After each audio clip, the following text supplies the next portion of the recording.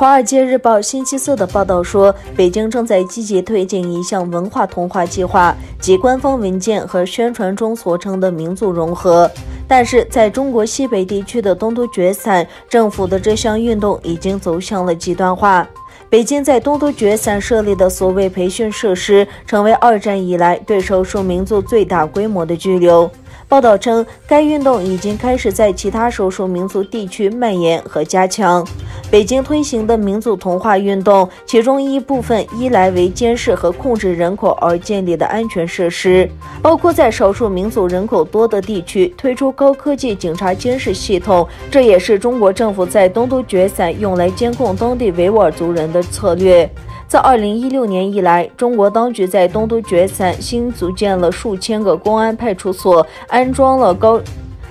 了价值高达数十亿美元的高科技监控设备。在内蒙古，一项扩大普通话教育并加强使用国家统一教材的计划，引发了当地蒙古族学生和家长的抗议和相关学校的抵制。人们担心他们的母语蒙古语有被消灭的危险。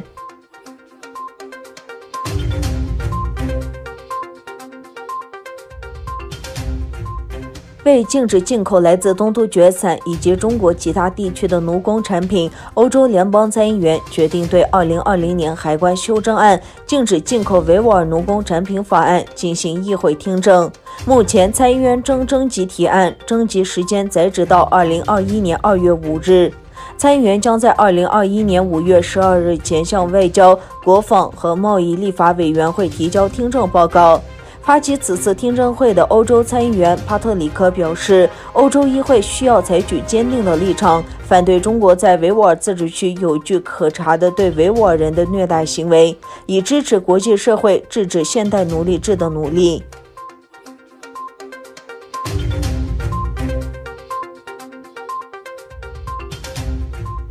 阿里巴巴创始人马云已有2个月没有公开露面和发声。英国金融时报此前报道，马云没有按照预定计划于11月出席其自创的一档真人秀节目。马云去年10月24日上海外滩金融峰会发表演讲，公开批评中国的金融监管体制，称之为当铺思维。不久，马云为实质控制人的金融科技公司蚂蚁集团定于11月5日在上海和香港创纪录的370亿美元的首次公开募股被叫停。随后，当局还宣布对持有蚂蚁集团33%股份的电商巨头阿里巴巴集团进行反垄断调查。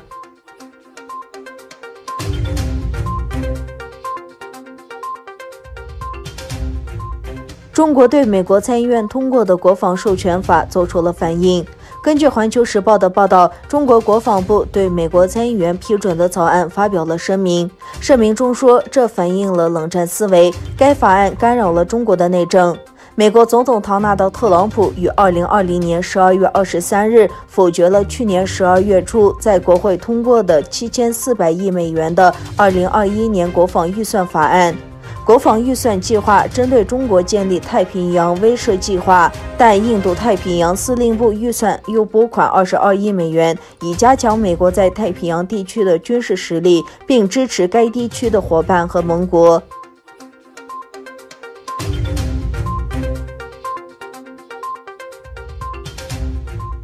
据科威特外交部宣布，沙特阿拉伯将取消对卡塔尔的数年禁运。这项外交纠纷始于2017年，当时沙特阿拉伯等国家切断了与卡塔尔的外交、贸易和旅行往来。四国指责卡塔尔支持恐怖主义，多哈方面否认这项指控。科威特外交大臣艾赫迈德·纳塞尔·萨巴赫星期一在科威特国家电视台宣布了这项协议。他说，今晚已达成一项开放沙特阿拉伯与卡塔尔之间的天空、陆地与海洋边界的协议。他说，这项协议将于星期二在沙特阿拉伯召开的海湾合作委员会峰会上签署。